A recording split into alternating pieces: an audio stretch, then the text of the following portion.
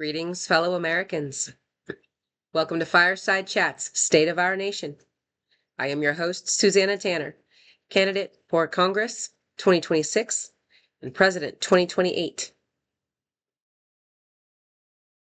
Before we get into the UHC, got an update for you from the NHCP, the National Housing Construction Project. Today, I received our second donation for the project. We have also almost finished the state registration, which should be completed this week. The official nonprofit status for the IRS will be able to be obtained after our first board meeting later this month. And I will announce that accomplishment shortly after it's verified. Now, to finish up the universal healthcare system, let's talk about the economic impact and possibly some projected savings. If you are currently paying for health insurance through the marketplace or other private insurance, the UHC and tax restructuring will lower that cost significantly. Here's an example. Currently, rates for insurance are hundreds of dollars. Full-priced medical coverage without the full coverage, the actual full coverage of medical, is around $500 a month. That's on top of out-of-pocket costs like copays and deductibles. With the Secure America Infrastructure and Services Act, if you make $31,000 per year, your total yearly or annual national progressive revenue contribution is $387.50. A portion of that goes to the Universal Healthcare Lockbox 2. This is a massive savings compared to $6,000 per year, which is roughly what it costs in the marketplace right now. That's quite a bit of savings for people of low income, especially. Now, those who make more than that, more than 150,000, there is going to be a little bit higher, because their contribution is going to be higher. So if you do make 310,000 per year, your NPRC contribution is 46,500. That's with claimed credits.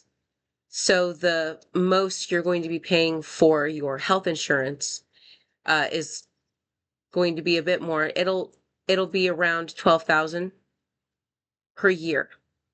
That covers everything. So the reason it's set up like this is because the UHC does cover all medical costs for everyone. Medical costs are not just on an individual basis.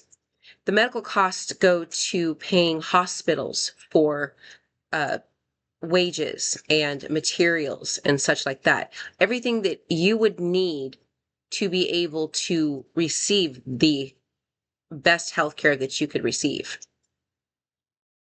Everything has to be paid for. So we all contribute and we all get healthcare.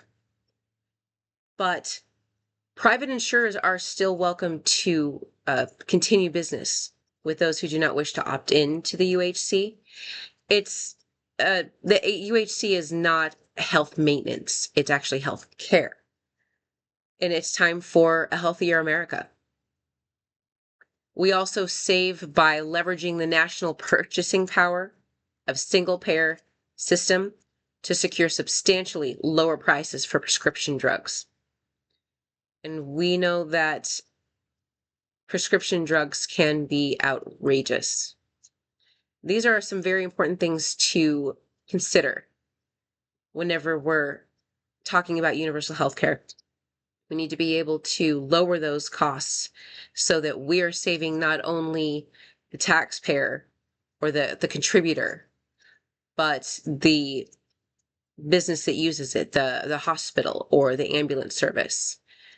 So it does make sure that everything is paid for. Now, about the current administration. It seems that the Trump administration thinks that it can enter the U.S. into the war between Israel and Iran without congressional approval. This is a violation of the Constitution. Congress as a whole may end up doing nothing because current Speaker Mike Johnson is in Trump's back pocket, with Johnson wrapped around Trump's pinky. Now, I have avoided talking too much about Trump because my focus is the people and our national and individual right to life, liberty, and the pursuit of happiness.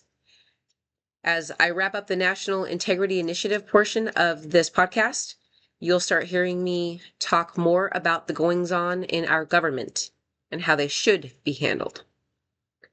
Let's talk about Trump bombing Iran for a moment. To the best of my knowledge, he had no authorization from Congress to initiate any attack on anyone, anywhere, especially at this time. Trump believes that he can do what he wants because he has so many members of Congress consumed by blind loyalty to fill their pockets or worse.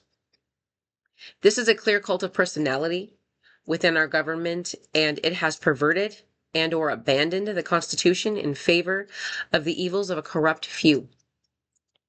There are those in Congress who stand up to this evil. Jasmine Crockett is one of them. Candidate James Tallarico is another one. Our own senators do stand up against the Trump administration and his illegal acts. But they are not enough. We all must stand against this perversion of our Constitution and the deprivation of our rights. We must stand together to stare them down with our national fists in the air and declare that we will refuse to tolerate their abandon of the Constitution and our freedom. We will not tolerate injustice. We will not tolerate abuse of power. We will not tolerate a cult of personality. We, the people of the United States, are free, and that is how we shall remain in our democratic republic. We have the right to a stable nation, so get used to it, because we will make it happen with or without you.